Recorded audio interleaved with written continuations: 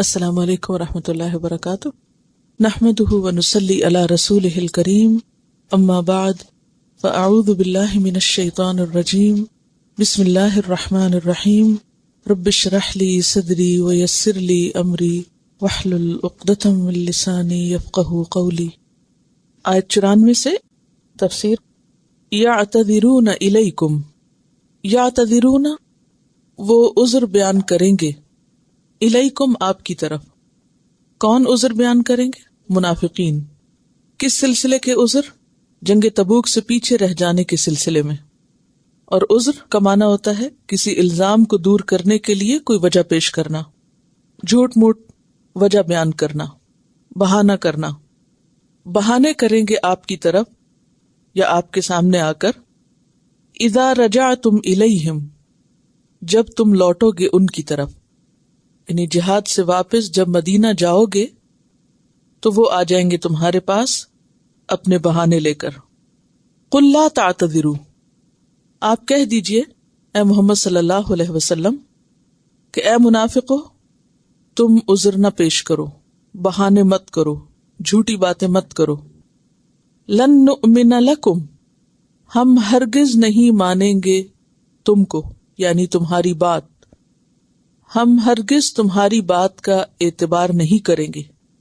نؤمن کا لفظ جو ہے یہ آمن یؤمن ایمان سے ہے، لیکن اس کے بعد جب لام آتا ہے صلے کے طور پر تو معنی ایمان لانا نہیں بلکہ اعتبار کرنا ہو جاتا ہے، یا اعتماد کرنا۔ ہم تمہارا اعتبار نہیں کریں گے یا تم پر اعتماد نہیں کریں گے۔ کیوں؟ اس لیے کہ قد نبأنا اللہ، تحقیق خبر دے دی ہم کو اللہ نے، آگاہ کر دیا ہمیں اللہ نے، من اخبارکم تمہاری خبروں میں سے۔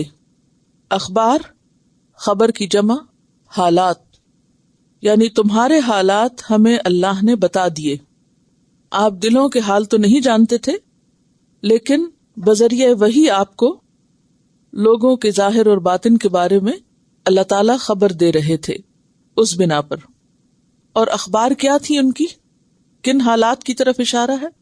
ان کے دلوں میں چھپی ہوئی منافقت کی طرف، ان کے شر اور فساد کی طرف اشارہ ہے، جو جانے والوں نے رستہ بھر کیے اور جو پیچھے والوں نے اپنے دلوں میں چھپا کے رکھے، اور جس بنا پر وہ ساتھ شریک نہ ہوئے۔ وَسَيَرَ اللَّهُ عَمَلَكُمْ، اور ان قریب دیکھے گا اللہ تمہارے عمل، وَرَسُولُهُ، اور اس کا رسول۔ یعنی اب باتیں نہیں چلیں گی، یہ قسمیں کام نہیں آئیں گی، جھوٹے بہانے فائدہ نہ دیں گے، بلکہ اس کے برعکس اب تمہارا عمل دیکھا جائے گا۔ ثم پھر تردون، تم واپس پھیرے جاؤ گے، لوٹائے جاؤ گے۔ کب؟ قیامت کے دن، مرنے کے بعد۔ الی عالم الغیب والشہادہ، طرف عالم الغیب والشہادہ کے، یہ اللہ تعالیٰ کی صفت ہے جو جاننے والا ہے غیب اور حاضر کا۔ اس کے لیے چھپا ہوا اور ظاہر برابر ہے، وہ سامنے بھی دیکھتا ہے، وہ پیچھے بھی دیکھتا ہے، اول و آخر، ظاہر و باطن، سب اس کی صفات ہیں۔ فَيُنَبِّئُكُمْ، پھر وہ خبر دے گا تم کو، پھر وہ بتائے گا تم کو، بِمَا كُنتُمْ تَعْمَلُونَ، ساتھ اس کے جو تم عمل کرتے رہے، یعنی تمہیں صرف تمہارے اعمال دکھائے گا ہی نہیں بلکہ ان پر جزا بھی دے گا یا سزا بھی دے گا۔ کیونکہ قیامت کا دن اس لیے نہیں کہ صرف لوگوں کو ان کے اعمال کے بارے میں بتا دیا جائے، بلکہ وہاں بتانے کا مطلب کیا ہے؟ سزا یا جزا دینا۔ ان آیات میں ان منافقین کا ذکر ہے جو تبوک کے سفر میں مسلمانوں کے ساتھ نہیں گئے تھے، اور واپسی پر عذر بہانے کر کے مسلمانوں کو اپنے سے راضی کرنا چاہتے تھے، اور ان کے ساتھ اپنی جھوٹی وفاداریوں کا اظہار کر رہے تھے تاکہ ان کی نظروں میں گنے نہیں اور وہ ان کے بارے میں اچھا گمان رکھیں۔ لیکن اس پوری آیت سے جو سبق ہمیں ملتا ہے وہ یہ کہ اللہ تعالیٰ کو کوئی انسان محض باتوں سے، جھوٹے بہانوں سے، قسموں سے راضی نہیں کر سکتا۔ اللہ تعالیٰ کو راضی کرنے کے لیے عمل چاہیے، اخلاص اور عمل جب تک نہ ہو، محض باتیں خواہ وہ کتنی خوبصورت ہوں، کتنی بڑی بڑی ہوں، کتنی اچھی ہوں، وہ فائدہ نہیں دیتی۔ سَيَحْلِفُونَ بِاللَّهِ لَكُمْ، ان قریب وہ قسمیں کھائیں گے اللہ کی تمہارے لیے، یعنی تمہیں راضی کرنے کے لیے۔ اِذَا انقلبتم الیہم، جب تم پلٹو گے ان کی طرف، واپس لوٹو گے ان کی طرف، یعنی مدینہ۔ لِتُعْرِضُوا عَنْهُمْ، تاکہ تم اعراض برتو ان سے۔ تعرضو کا لفظ عین رے ضاد سے ہے۔ اعرض عن کا معنی ہوتا ہے منہ موڑنا۔ پیچھے آپ بہت دفعہ معرضون کا لفظ پڑھ چکے ہیں، منہ موڑنا، منہ پھیرنا، اعراض کرنا، اور پھر اس سے معنی درگزر کرنے اور معاف کرنے کا بھی ہوتا ہے۔ تو جب تم ان کی طرف پلٹو گے تو اس لیے قسمیں کھا کے جھوٹے بہانے کریں گے کہ تم ان سے درگزر کر لو، ان کو معاف کر دو۔ تو یہاں اعراض برتنے میں معاف کرنے کا معنی آ رہا ہے عبارت کے اعتبار سے، یعنی تاکہ تمہاری نظروں میں اچھے بن سکیں۔ فَأَعْرِضُوا عَنْهُمْ، تو تم درگزر کر جاؤ ان سے، یعنی مت ان کی ڈانٹ ڈپٹ کرو یا برا بھلا بھی نہ کہو۔ إِنَّهُمْ رِجْسٌ، کیونکہ وہ ہیں ہی گندگی۔ رجس کہتے ہیں ناپاک چیز کو، گندی چیز کو۔ اور منافقین کو یہاں رجس کیوں کہا گیا؟ ان کے دل کے کھوٹ کی وجہ سے، اندر کے کفر کی وجہ سے، دھوکے بازی کی وجہ سے، بدنیتی کی وجہ سے، اخلاص نہ ہونے کی وجہ سے۔ پیچھے رجس کا لفظ کچھ اور لوگوں کے لیے بھی آیا ہے، وہ کون تھے؟ مشرکین۔ انما المشرکون نجس فلا يقربوا المسجد الحرام بعد عامهم هذا، وہاں مشرکین کو نجس کہا گیا اور یہاں منافقین کو رجس کہا گیا۔ وہاں نجس کا لفظ ہے، یہاں رجس ہے، دو لفظ فرق ہے لیکن معنی ایک ہے۔ پیچھے مشرکین کے لیے لفظ نجس آیا ہے، اس کا معنی بھی ناپاک ہے، اور یہاں منافقین کے لیے لفظ رجس آیا ہے، اس کا معنی بھی گندا اور ناپاک ہونا ہے، کہ یہ گندے لوگ ہیں۔ اب بظاہر دیکھنے میں تو وہ بہت ہی اچھے کپڑے پہننے والے تھے، بہت صاف ستھرے رہتے تھے، اور جسمانی فٹنس جو تھی وہ لوگوں کی توجہ اپنی طرف کھینچتی تھی، لیکن اس سب کے باوجود ان کو رجس کہا جا رہا ہے۔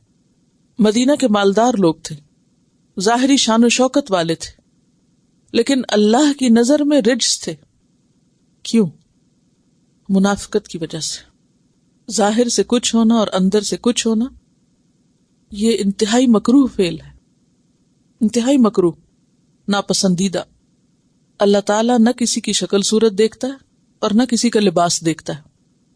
حدیث پاک میں آتا ہے کہ ان اللہ لا ينظر الى صورکم واموالکم ولکن ينظر الى قلوبکم واعمالکم، اللہ نہ تمہاری صورتیں دیکھتا ہے اور نہ تمہارے مال دیکھتا ہے، وہ تمہارے دل دیکھتا ہے اور تمہارے اعمال دیکھتا ہے، کہ تم اندر سے دل میں کتنا اخلاص رکھتے ہو اور ظاہر میں تمہارے عمل اندر سے کتنے مطابقت رکھتے ہیں۔ اگر کوئی شخص ظاہری طور پر بہت صحت مند ہو، بہت خوبصورت ہو، بہت قیمتی لباس پہنے ہوئے ہو، لیکن اس کے دل کے اندر اخلاص نہیں، اس کی نیت اچھی نہیں، تو اللہ کی نظر میں اس کی کوئی قیمت نہیں۔ اللہ تعالیٰ نہ کسی کے ناک نقشے کو دیکھتا ہے اور نہ کسی کی خوبصورت باتوں سے متاثر ہوتا ہے کہ کون کتنے اچھے طریقے سے ایکسپریس کرنا جانتا ہے۔ یہ ٹیکٹکس اور یہ سب چیزیں دنیا میں تو شاید فائدہ دیں یا دنیا والوں کو تو مروب کر دیں، لیکن اللہ کے نزدیک ایسی کسی پرسنالٹی کی کوئی ویلیو نہیں کہ جس کے اندر ایمان اور اخلاص نہیں۔ وہاں بلال حبشی جو چپٹے ناک والے کالے غلام ہیں، ان کی قدر و قیمت کہیں زیادہ ہے بنسبت ان منافقین کے جو دنیاوی اعتبار سے بہت مالدار اور شکل و صورت میں بہت خوبصورت تھے۔ انہم رجس ومأواہم جہنم، اور اس رجس کا ٹھکانہ کیا ہے؟ کباڑ خانہ، جس کا نام جہنم ہے، اور ان کا ٹھکانہ جہنم ہے۔ مأوا کا لفظ مأوا مفعل کے وزن پر ہے، اسم ظرف اور مصدر میمی، اور یہاں ظرف کے معنوں میں استعمال ہو رہا ہے ٹھکانہ، قیام کی جگہ. جہنم ان کے رہنے کی جگہ ہے. ظرف میں کیا معنی پائے جاتے ہیں؟ مکان یا زمان. تو یہاں مکان کی طرف اشارہ ہے کہ ان کا مکان، ان کی قیام گاہ، ان کا ریزیڈنس، ان کی رہائش گاہ جہنم ہے. اب آئندہ ان کے لیے پرماننٹ ریزیڈنس وہیں ہوگا، وہ اسی جگہ کے لائق ہیں. اور جہنم میں بھی سب سے نچلا درجہ فی الدرک الاسفل من النار، النساء 145 میں پڑھ چکے ہیں آپ. وہ کیوں؟ جزاءً بدلے کے طور پر، بما کانوا یکسبون بوجہ اس کے جو وہ کمائی کرتے تھے، اپنی کمائیوں کی بدولت، اپنے کیے کے ہاتھوں، ان کے لیے یہی انجام ہے. اب تو اس آیت سے بھی کیا پتہ چلتا ہے کہ اگر کسی کا عمل درست نہیں اور اس کی نیت اچھی نہیں تو خواہ وہ اللہ کا نام لے لے کر قسمیں کھا کے اپنے سچے ہونے کا یقین کیوں نہ دلائے، اور خواہ وہ لوگوں کی نظر میں کتنا ہی اچھا کیوں نہ بن جائے، اللہ کے ہاں وہ صرف رجس ہے، ناپاکی ہے، گندگی ہے. اور ایسی ناپاکی کا جنت میں کوئی ٹھکانہ نہیں، یا جنت میں ایسے ناپاک لوگوں کے لیے کوئی جگہ نہیں. ایسے لوگوں کی صفائی جہنم ہی کرے گی. دنیا میں بھی گندی چیزوں کو، ناپاک چیزوں کو، کوڑا کرکٹ کو آپ جلا دیتے ہیں، ڈمپ کر دیتے ہیں. تو انسانوں میں سے بھی جو کوڑا کرکٹ ہیں ان کا ٹھکانہ بھی پھر ایسی ہی جگہ ہے. یحلفون لکم، وہ قسمیں کھائیں گے تمہارے لیے، لترضوا عنہم، تاکہ تم ان سے راضی ہو جاؤ. تمہیں منانے کی بہت کوششیں کریں گے. اس کی کیا وجہ ہے؟ سورۃ الحشر آیت 13 میں آتا ہے لَأَنْتُمْ أَشَدُّ رَهْبَةً فِي صُدُورِهِمْ مِنَ اللَّهِ ذَلِكَ بِأَنَّهُمْ قَوْمٌ لَا يَفْقَهُونَ. تم ان کے دلوں میں اللہ سے بڑھ کے خوف رکھتے ہو، تمہارا خوف ان کے دلوں میں زیادہ شدید ہے اللہ کے خوف سے بھی. اور اس کی کیا وجہ ہے؟ ذَلِكَ بِأَنَّهُمْ قَوْمٌ لَا يَفْقَهُونَ. اس کی وجہ یہ ہے کہ وہ ایسے لوگ ہیں جو سمجھتے نہیں، ان کے اندر شعور نہیں، عقل نہیں، سمجھ نہیں. تو اس سے کیا پتہ چلتا ہے کہ انسان کے سمجھدار ہونے کی دلیل اللہ کا خوف ہے. اور کیسا اللہ کا خوف؟ جو بندوں کے خوف سے زیادہ ہو. ہم میں سے ہر ایک کو اپنا اپنا جائزہ لینا چاہیے اور اپنا محاسبہ کرنا چاہیے کہ وہ کتنے کام ہیں جو میں بندوں کے ڈر سے کرتی ہوں، اچھے یا نیکی کے یا بندوں کے خوف سے، اور کتنے کام ایسے ہیں جو میں واقعی صرف اللہ سے ڈر کے کرتی ہوں. یہ ہم سب کے لیے ایک ٹیسٹ ہے، اور ہم اپنے آپ کو خوب دیکھ سکتے اور پہچان سکتے ہیں، اور اپنے دلوں کی حالت کا جائزہ لے سکتے ہیں کہ اگر کسی بات پر بندے ناراض ہوں، بندے خوش نہ ہوں، تمہاری نیندیں حرام ہو جاتی. فلاں نے ایسی بات کیوں کی تھی بھلا؟ فلاں نے ایسے کیوں دیکھا تھا؟ فلاں نے ایسا کیوں کیا تھا؟ یہ چیزیں تمہارے ذہن پہ خوب حاوی رہتی، لیکن کبھی یہ سوچنے کی تکلیف گوارا نہیں کی، اور کبھی ہمیں ایسا غم اور فکر نہیں لگا کہ میرے اس عمل پر میرا مقام میرے رب کی نظروں میں کیا ہوگا.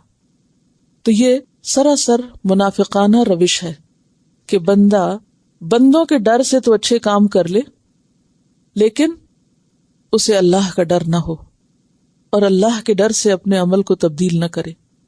اور یہی دراصل ناسمجھی کی بات ہے. یحلفون لکم لترضوا عنہم، تمہیں راضی کرنے کے لیے اللہ کی قسمیں کھائیں گے. فإن ترضوا عنہم، پھر اگر تم راضی ہو بھی جاؤ ان سے، فإن اللہ لا یرضی، تو بے شک اللہ نہیں راضی ہوگا، عن القوم الفاسقین، فاسق لوگوں سے. پچھلی چند آیات سے آپ دیکھ رہے ہیں کہ منافقین کو جگہ جگہ فاسقین بھی کہا جا رہا ہے، کیونکہ جب انسان کے دل کے اندر خدا کا خوف نہیں ہوتا تو اس کے عمل میں بھی پھر کوئی اعتدال نہیں ہوتا. اس کا عمل بھی حد سے بڑھا ہوا ہوتا ہے، اس کے اندر خود بخود سرکشی آ جاتی ہے. تو فاسق سرکش اور نافرمان اور حدیں توڑنے والے شخص کو کہا جاتا ہے. تو بتایا یہ جا رہا ہے کہ آپ کا راضی ہونا انہیں کوئی فائدہ نہ دے گا جب تک کہ اللہ راضی نہ ہو، اور اللہ راضی نہیں ہوگا جب تک کہ یہ نفاق اور فسق کی روش نہ چھوڑیں گے.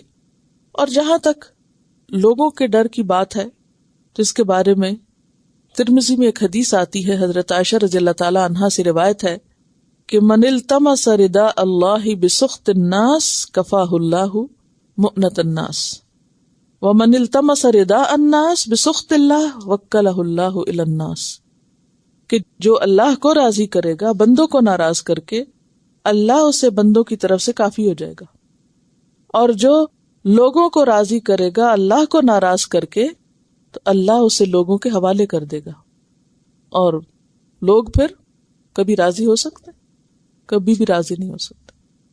آپ کسی کے ساتھ سالوں احسان کریں، ایک غلطی کرنے کی دیر ہے، آپ کے سارے کیے کرائے پہ پانی پھیر دیں گے۔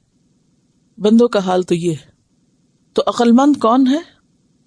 جو ہمیشہ اللہ کی رضا کو مقدم رکھے، بندے راضی ہوں یا نہ ہوں۔ اس کا یہ مطلب نہیں کہ جان بوجھ کے بندوں کو ستائے اور ناراض کرے، لیکن جب چوائس کی بات ہو کہ ایک طرف بندے اور ایک طرف رب ہو تو ہمیشہ اس کا رجحان اللہ کی رضا کی طرف رہے۔ اور جب انسان اللہ کو راضی کرنے کے لیے سٹینڈ لے لیتا ہے تو اللہ تعالی خود اس کا نگہبان ہو جاتا ہے۔ اور اگر آپ بندوں کو راضی کرنے کے لیے اللہ کی ناراضگی کے کام کرتے رہیں تو بندے کسی حد پہ نہیں رکتے، وہ ایک آپ کر چکیں گے تو ایک اور کا مطالبہ کر دیں گے، ایک اور کریں گے تو ایک اور کا مطالبہ کر دیں گے، اینڈ لیس۔ کیونکہ بندے آپ سے صرف اسی وقت راضی ہوں گے جب آپ ان کی مرضی کے کام کریں، بھلے وہ اللہ کو ناراض کرنے والے ہی کیوں نہ ہو۔ تو فرمایا کہ اگر تم ان سے راضی ہو بھی جاؤ تو اللہ فاسق لوگوں سے کبھی راضی نہیں ہوتا۔ اس کے بعد منافقین کے ایک اور گروہ کا ذکر ہے جو بادیہ نشین ہیں، بدو ہیں، صحراؤں اور جنگلوں میں رہنے والے۔ یہ پچھلی 3 آیتیں مدینہ کے اندر رہنے والے منافقین کے بارے میں تھی۔ فرمایا الاعراب اشد کفرا ونفاقا، اعراب اشد زیادہ سخت ہیں، اشد اسم تفضیل ہے، کفرن کفر میں مصدر ہے، ونفاقا اور نفاق میں مصدر ہے۔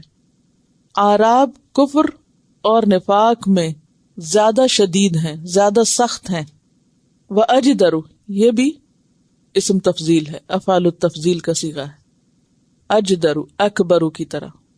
جدرتن کسی کام کے لائق اور اہل ہونا، جدیر کا لفظ بھی عربی میں استعمال ہوتا ہے، زیادہ لائق، قریب، حقدار، سزاوار، بہت ممکن ہے۔ واجدر اور بہت ممکن ہے، بہت قریب ہے۔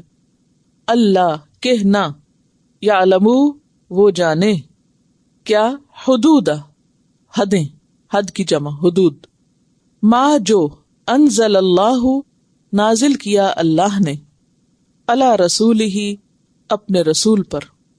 اعراب کفر اور نفاق میں زیادہ شدید ہیں اور زیادہ قریب ہیں اس بات کے کہ وہ اللہ کی نازل کردہ حدود نہ جانے، علی رسول ہی جو اس نے اپنے رسول پر نازل کی۔ کہاں؟ قرآن مجید میں۔ یعنی قرآن مجید کو نہ جاننے کی وجہ سے وہ اللہ کی حدود کو نہیں جانتے کہ اللہ نے کیا حلال کیا، کیا حرام کیا، کیا جائز ہے، کیا ناجائز ہے۔ اس وجہ سے وہ کفر اور نفاق میں بھی اور زیادہ پکے ہو گئے۔ تو اس سے کیا پتہ چلتا ہے کہ جب علم نہ ہو انسان کے اندر تو اور زیادہ منافقت پختہ ہوتی چلی جاتی ہے، اور اگر دنیاوی علم بھی نہ ہو تو اور بھی زیادہ، کیونکہ یہاں اعراب بدوؤں کی بات ہے جو صحراؤں میں رہتے ہیں، جن کے پاس کسی قسم کا کوئی علم کچھ بھی نہیں، کیونکہ علم خواہ دنیا کا ہو یا دین کا وہ انسان کو فائدہ دیتا ہے اور انسان کی شخصیت پر اثرات رکھتا ہے۔ اگر کسی کے پاس دین کا علم نہ بھی ہو اور دنیاوی علم ہو تو بھی اس شخص کے اندر ایک دیہاتی، ان پڑھ اور جاہل شخص کے مقابلے میں کچھ نہ کچھ تہذیب اور تمیز ضرور ہوتی ہے۔ دیہاتیوں کے اندر جو سختی ہوتی ہے اور جو اکھڑ پن ہوتا ہے، درستی ہوتی ہے مزاج میں، اس کی بنیادی وجہ علم کا نہ ہونا ہے، ان کی جہالت، کیونکہ وہاں علمی مجلسیں نہیں ہوتی، علم کی باتیں نہیں ہوتی، تو ان کی سوچ بھی بہت سطحی ہوتی ہے اور ان کا آپس کا معاملہ بھی بہت رف ہوتا ہے، ان کے بولنے کا انداز بھی بہت کرخت ہوتا ہے۔ اور جتنا جتنا انسان پڑھتا چلا جاتا ہے، سیکھتا چلا جاتا ہے، علم سے اس کا زیادہ واسطہ ہوتا ہے اتنا اس کے اندر جھکاؤ آتا جاتا ہے، اس کے اندر ایک نرمی آتی ہے.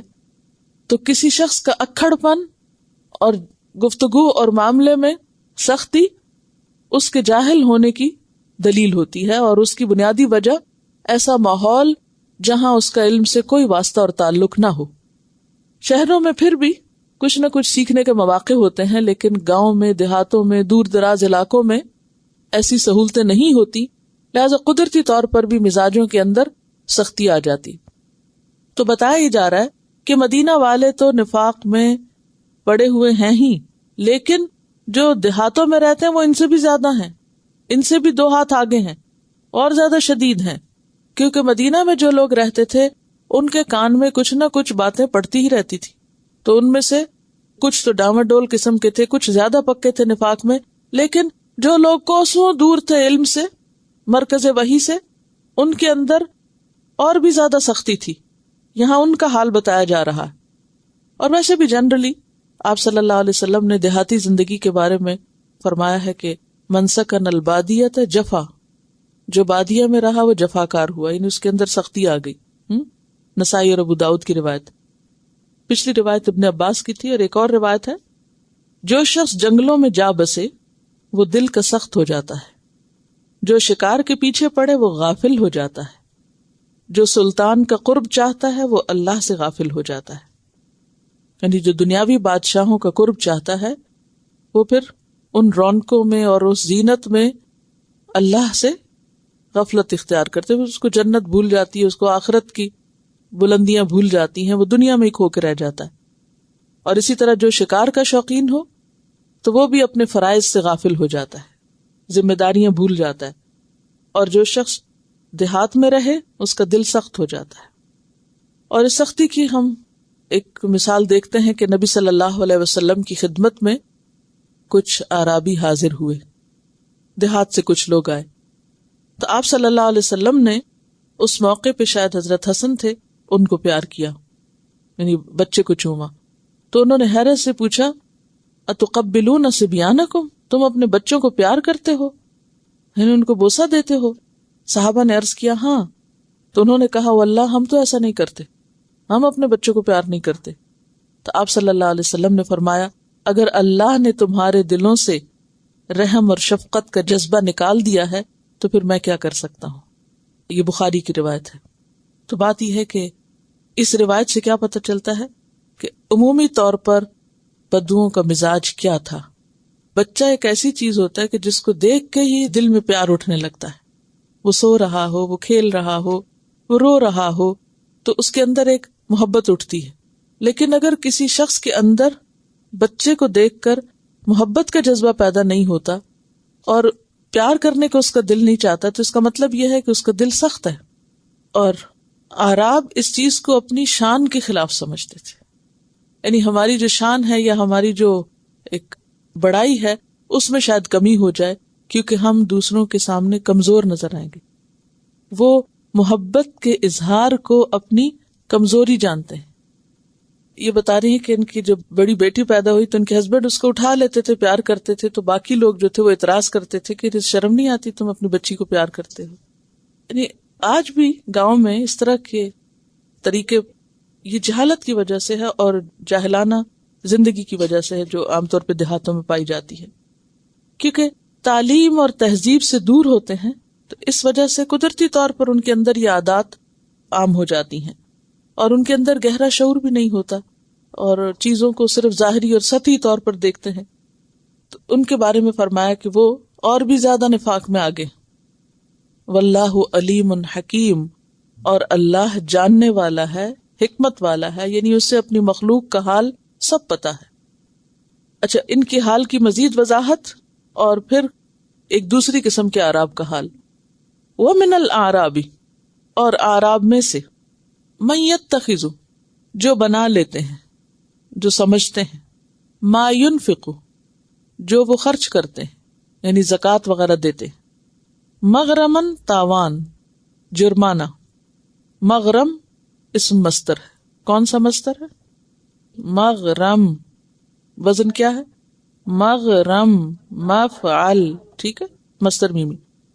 جرمانہ، تاوان، اس کا روٹ ہے غین ر میم غرم، مفت کا تاوان، وہ نقصان جو انسان کو کسی قسم کی خیانت یا جرم کا ارتکاب کیے بغیر اٹھانا پڑے.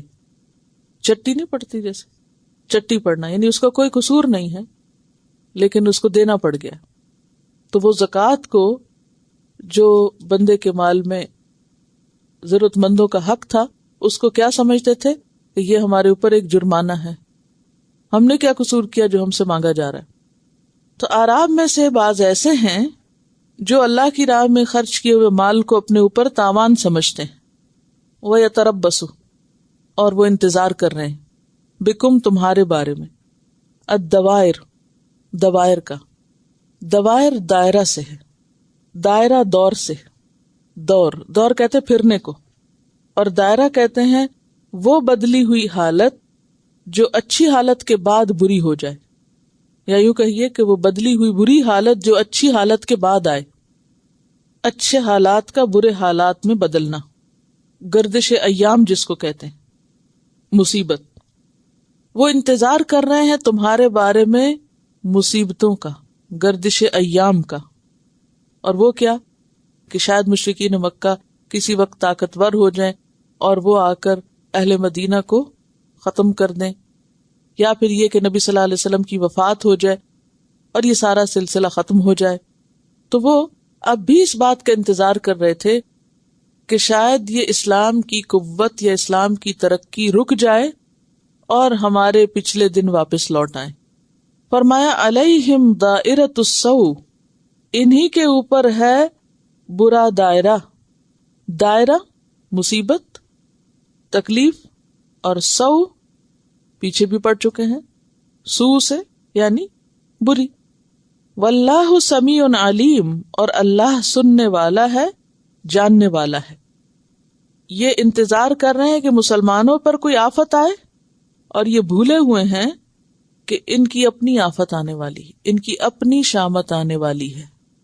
اور پیچھے سورۃ توبہ ہی کے آیت 52 میں پڑھ چکے نا آپ کہ یہ کیا انتظار کر رہے تھے.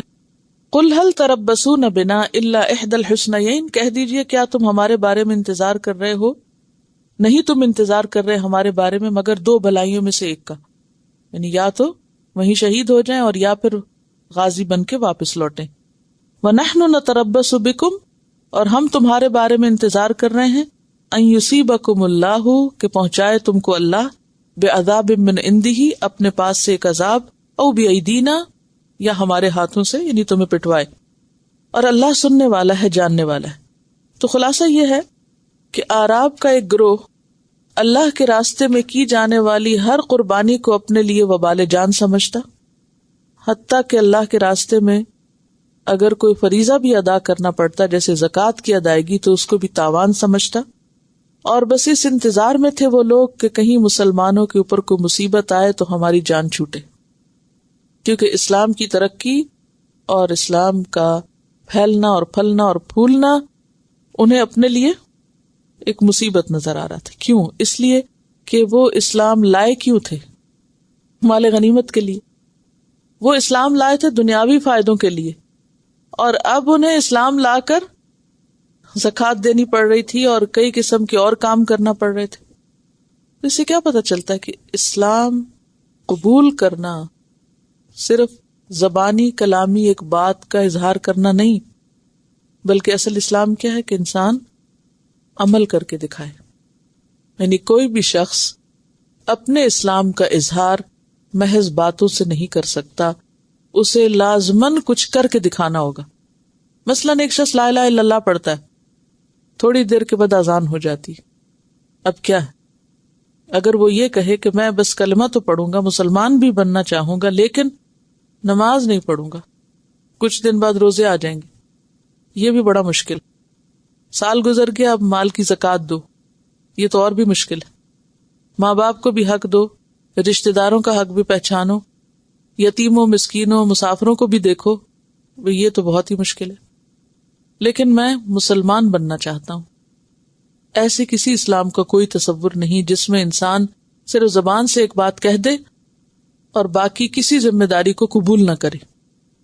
تو ان لوگوں کے ساتھ بھی حال یہی ہوا تھا کہ مسلمان تو بن گئے، یہ دیکھ کے کہ اچھا مسلمان جو ہیں وہ کامیاب ہو گئے ہیں جنگ بدر میں اور آئندہ ابھرتی ہوئی طاقت بن رہے ہیں، تو ہمارے مفادات کا تحفظ اب اسی صورت میں ہو سکتا ہے کہ ہم ان کو راضی کر لیں.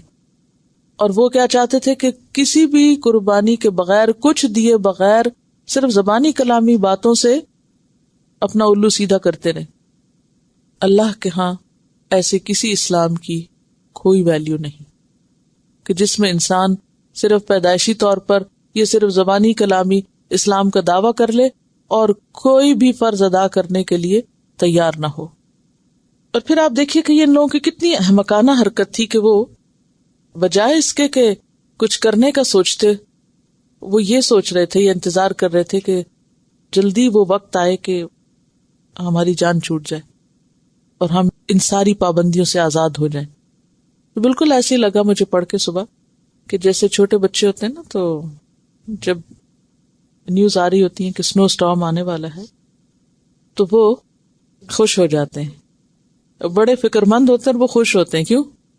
کیا پتا چھٹی ڈکلیئر ہو جائے، کوئی طوفان آئے اور ہمیں چھٹی مل جائے، اسکول نہ جانا پڑے. اور اگر بتایا جنہیں طوفان ٹل گیا، وہ کسی اور طرف مڑ گیا. تو بالکل اسی طرح ان منافقین کی سمجھ نہیں تھی نا. اب آپ دیکھیے کہ غزوہ تبوک تک مکہ بھی فتح ہو چکا ہے، یعنی دیر از نو ڈاؤٹ کہ اب اسلام جو ہے وہ ایک مضبوط قوت ہے، اور اب اس قوت کا ختم ہونا ناممکنات میں سے ہے. لیکن اس کے باوجود ابھی بھی انتظار میں تھے کہ شاید کوئی طوفان آ جائے ان پر اور ہم بچ جائیں اس سے. یہ کیسے ہو سکتا ہے؟ انتہائی ناسمجھی کی علامت. لیکن کچھ اعراب سمجھدار بھی تھے. وَمِنَ الْأَعْرَابِ، اور اعراب میں سے، مَن يُؤْمِنُ، جو ایمان رکھتے ہیں، بِاللَّهِ وَالْيَوْمِ الْآخِرِ، اللہ اور یوم آخرت پر، وَيَتَّخِذُ مَا يُنْفِقُ، اور سمجھتے ہیں جو وہ خرچ کرتے ہیں اس کو، قرباتن، قربتوں کا ذریعہ. قربات جو ہے قربت ان کی جمع ہے، یہ بھی اسم مصدر ہے، قاف رے بے اس کا روٹ ہے. نیکی کے وہ کام جو اللہ کے تقرب کا وسیلہ بنے، ذریعہ بنے. نیکی کے کام جو قربت کا ذریعہ بنے. کس کی قربت کا؟ اللہ تعالی کی. تو یہاں کس عمل کی طرف اشارہ ہے؟ مثلا زکوٰۃ اور صدقات دینے کی طرف، کہ وہ زکوٰۃ اور صدقات کو اپنے اوپر چٹی نہیں سمجھتے، تاوان اور جرمانہ نہیں سمجھتے، بلکہ اللہ کی قربت کا ذریعہ سمجھتے ہیں، خوشنودی کا ذریعہ سمجھتے ہیں عند اللہ، اللہ کے نزدیک. وصلوات الرسول، اور رسول کی صلوات کا ذریعہ سمجھتے ہیں. صلوات جو ہے یہ صلات ان کی جمع ہے. صلات کے کئی معنی ہوتے ہیں، دعا کے بھی ہوتے ہیں، نماز کے بھی ہوتے ہیں، اور اسی طرح رحمت کا معنی بھی ہوتا ہے. تو رسول کی صلوات سے مراد رسول کی دعا ہے. تو یہاں صلات کی جمع، صلوات سے مراد کیا ہے؟ دعائیں جمع ہے. یہ رسول کی دعائیں لینے کا ذریعہ سمجھتے ہیں. کیسے؟ اللہ سبحانہ وتعالیٰ نے نبی صلی اللہ علیہ وسلم سے یہ فرمایا تھا کہ خذ من اموالہم صدقۃ تطہرہم وتزکیہم بہا وصلی علیہم، کہ آپ ان کے مالوں میں سے صدقہ لیجئے جس کے ذریعے ان کی تطہیر کیجئے، ان کا تزکیہ کیجئے اور ان کے لیے دعا کیجئے. ان صلاتک سکن لہم، کیونکہ آپ کی دعا ان کے لیے باعث سکون ہے. تو یہاں پر کچھ اعراب یا کچھ بدو صدقہ دینے کو برا نہیں سمجھتے تھے، وہ صدقہ دے کے خوش ہوتے تھے، کیونکہ وہ یہ جانتے تھے کہ صدقہ دینا اللہ کے قریب ہونے کا ذریعہ ہے اور رسول صلی اللہ علیہ وسلم کی دعائیں لینے کا ذریعہ ہے. یہ ہے سمجھدار ہونا، یہ ہے دین کی سمجھ. ناسمجھ لوگ دین کے کسی بھی حکم اور کسی بھی مطالبے کو اپنے لیے وبال جان سمجھتے ہیں.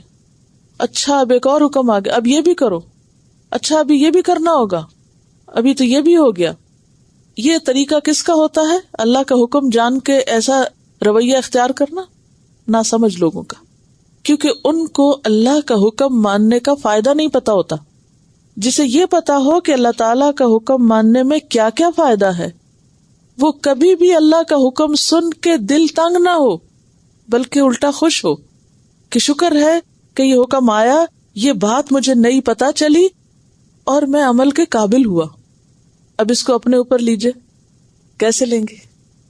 کہ یہ قربت کا ذریعہ ہوگا اللہ تعالیٰ کی، یعنی یہ ہم سب کے اندر کسی نہ کسی درجے پر ایسے کھوٹ پائے جاتے ہیں، یعنی قرآن کو اپنے لیے آئینہ بنانا چاہیے نا، ہمیں اپنا آپ وہاں دیکھنا چاہیے، کیونکہ اللہ تعالیٰ دوسروں کی بات اس لیے کرے۔ اب دیکھیں نا، منافقین گئے مر گئے کھپ گئے جو کچھ کر گئے، لیکن ان کی باتیں کیوں قرآن میں رکھی گئی کہ ہر کوئی ان کرداروں سے اپنا کردار سامنے رکھ کے دیکھے، کمپیریزن کر کے دیکھے کہ جو باتیں ان کے لیے مصیبت کا باعث بنی کہیں وہی باتیں میرے اندر تو نہیں۔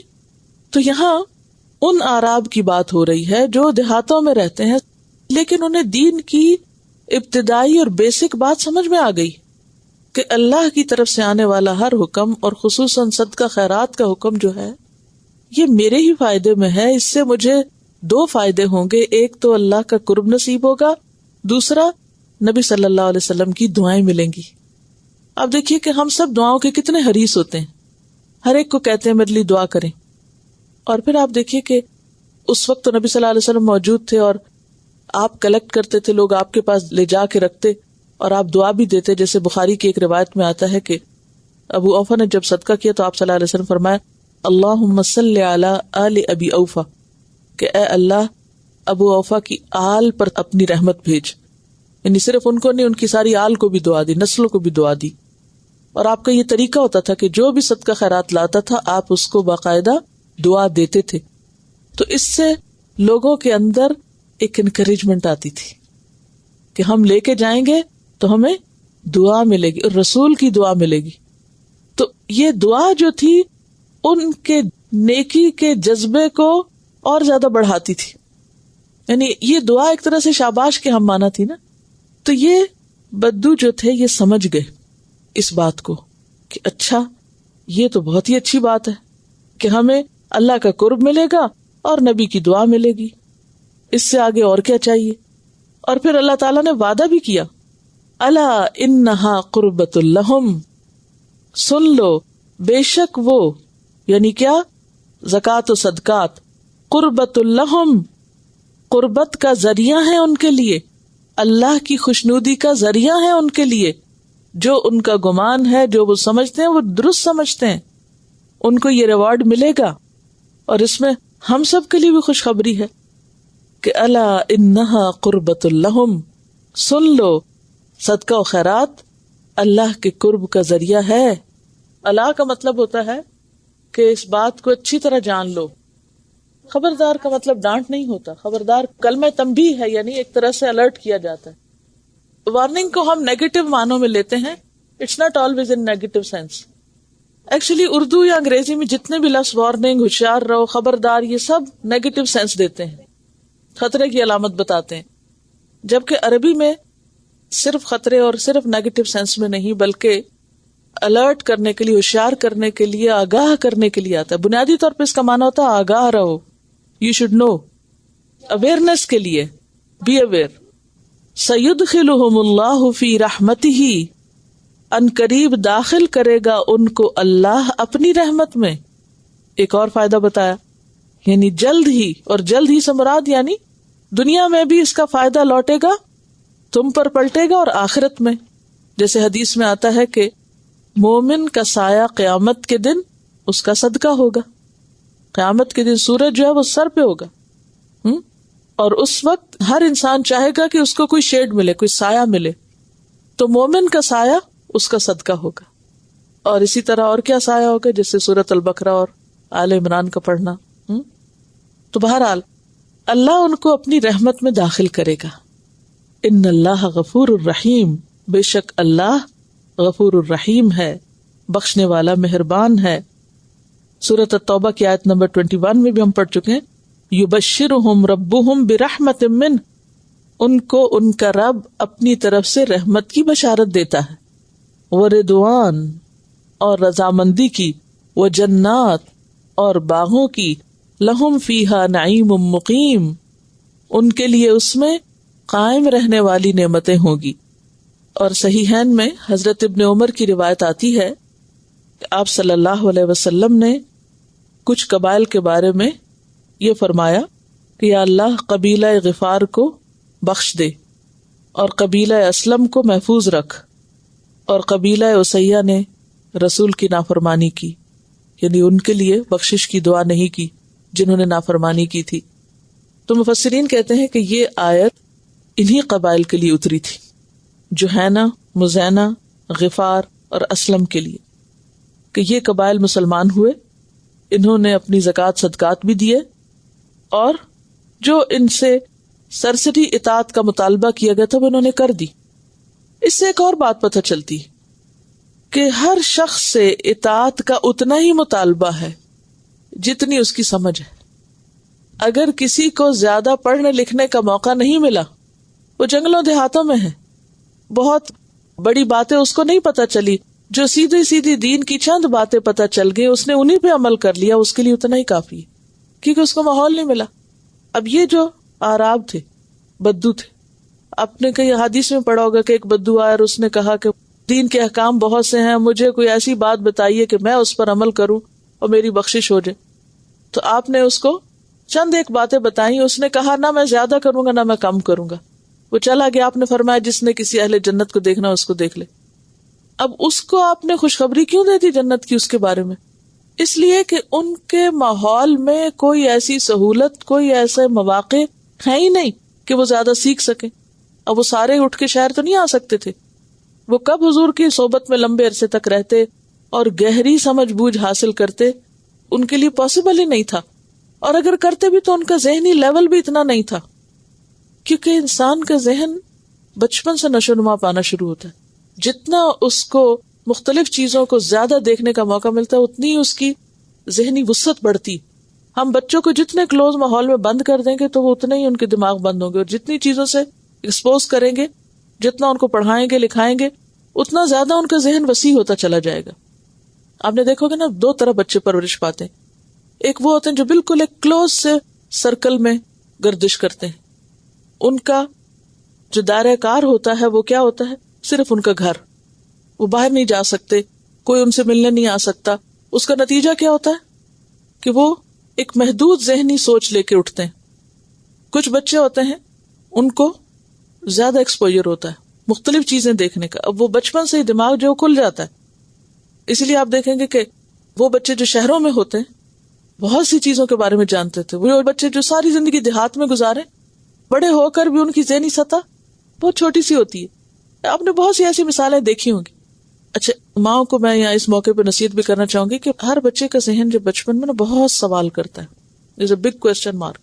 یہ کیا، وہ کیا، وہ کیا، وہ بہت سارے سوال ہوتے ہیں. اکثر مائیں اپنی جہالت کی سزا بچوں کو دیتی ہیں، پتہ خود نہیں ہوتا، نہ پتہ کرنے کی کوشش کرتی ہیں، اور بات بات پہ کہتی چپ کرو، یہ نہیں پوچھتے، چپ کرو اور نہ پوچھو. تو یہ انداز قاتل ہے بچوں کے لیے. نہیں پتہ معلوم کریں، انہیں کہیں ہاں چلے ڈھونڈتے ہیں، پتہ کرتے ہیں، سیٹسفائی کریں. کبھی بھی بچوں کو ڈسکریج نہ کریں کہ مت پوچھو مجھ سے، اور نہ پوچھو، اور زیادہ سوال نہ کیا کرو، اور بہت ہوشیار نہ بنو، اور تان و تشنی، ایسا نہیں. اور بعض اوقات بچے بہت اوٹ پٹانگ قسم کے سوال کرتے ہیں، کبھی نہ ہنسے ان پر، یہ ان کی پرسنالٹی کو کرش کر دیتا ہے. اور پھر کبھی بھی ان کے اندر کانفیڈینس نہیں آتا، کہ وہ ہمیشہ جھجکتے ہی رہتے ہیں کہ ہم کسی سے کچھ پوچھیں، سوال نہیں کر سکتے. بچے بچے ہی ہوتے ہیں، اور چونکہ وہ ناسمجھ ہوتے ہیں، لہٰذا وہ جیسی بھی بات کریں تو اس ناسمجھی پر ان کو درگزر کریں، لیکن ان کو ڈسکریج نہ کریں. اب اس میں آپ دیکھیے کہ ان لوگوں کی چونکہ دائرہ کار وہ جنگلوں صحراؤں میں زیادہ پہاڑ درخت اور وہ چند چیزیں دیکھتے دیکھتے ان کی زندگی گزری تھی. ان کا خیمہ اور ان کا اونٹ اور ان کے چند ایک ہتھیار ہوتے تھے جس سے وہ زندگی بسر کر رہے تھے. تو ان سے یہ تقاضا نہیں کیا گیا کہ وہ بہت بڑے فلسفے جانے اور بہت گہری باتیں اور بہت ڈیپ انڈرسٹینڈنگ ہو ان کی دین کی. نہیں، ان کو جتنا پتا چلا، 2-4 باتیں پتا چلی، انہوں نے وہی عمل کر لیا. دل میں اللہ کے رسول کی محبت رکھی، عمل میں اپنے فرائض پورے کیے. ان کی نجات اسی میں ہے.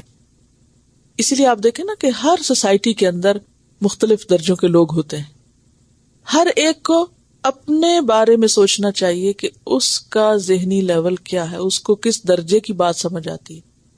جو اس کے پاس وسائل ہیں، جو اس کی سوچ ہے، اس کے مطابق اس کا امتحان ہے. اگر ایک بات سمجھ میں آ گئی اور جان بوجھ کے نہیں سمجھ رہے، یہ سمجھنے کے مواقع ہیں، سیکھنے کے مواقع، اور جان بوجھ کے نہیں سیکھ رہے. بعض لوگ شہروں میں رہتے ہیں، دنیا بھر کا علم حاصل کرتے ہیں، لیکن دین سیکھتے ہوئے کس لیے ڈرتے ہیں؟ یہی تو نیت کا کھوٹ ہے. مواقع ہیں، سب کچھ ہے، عقل سمجھ بھی خوب ہے، لیکن دین کے لیے استعمال نہیں کرنا چاہتے. تو نتیجہ کیا ہوگا؟ پکڑ ہوگی. ان کی تو نہیں پکڑ ہوگی جن کے پاس مواقع کوئی نہیں، یہ جن کی سمجھ کوئی نہیں، کیونکہ لا یکلف اللہ نفسا الا وسعها. یہ وسع جو ہے، کسی کا ظرف چھوٹا ہے، کسی کا برتن چھوٹا ہے اور کسی کا بہت بڑا ہے. ہر ایک کا حساب اتنا ہے جتنا اس کے پاس برتن ہے. یہ کہتی ہیں کہ یہ مجھے اکثر گھر میں بدو والی حدیث سناتے رہتے ہیں کہ اس نے کہا تھا نا کہ بس میں نہ اس سے زیادہ کروں گا اور نہ کم کروں گا. وہ تو بدو کے لیے تھی، وہ سب کے لیے تھوڑی ہے.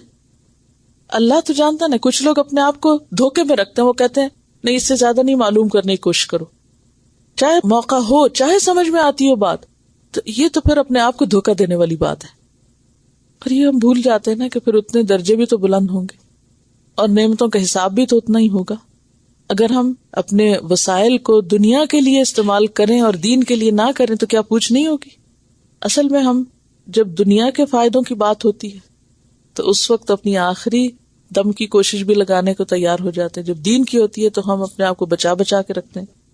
بہرحال اصل میں یہ اس آیت کا موضوع نہیں تھا، یہ اس سے ایک استنباط تھا جو آپ تک پہنچایا ہے. انشاءاللہ سورۃ توبہ کے آخر میں جو خلاصہ کریں گے تو آپ دیکھیں گے کہ ایک سوسائٹی کے مختلف لیولز، عقائد، سوچیں اور مختلف انسانی رویوں کا کمپیریزن کرنے کا موقع ملے گا. مختلف کردار ابھرتے ہیں سورۃ التوبہ کے اندر، مشرکین، کفار، منافقین، پھر منافقین کے درجے، پھر مدینہ کے اندر رہنے والے، مدینہ کے باہر رہنے والے، مختلف درجے ہیں لوگوں کے، پھر مومنوں کے درجے. تو ہر ایک یہ دیکھے کہ وہ کہاں پٹ بیٹھتا ہے اور پھر کہاں تک وہ جا سکتا ہے. تو ہر ایک کی کوشش کا امتحان ہے. وآخر دعوانا ان الحمد للہ رب العالمین. سبحانک اللہم وبحمدک نشہد ان لا الہ الا انت نستغفرک ونتوب الیک. السلام علیکم ورحمۃ اللہ وبرکاتہ.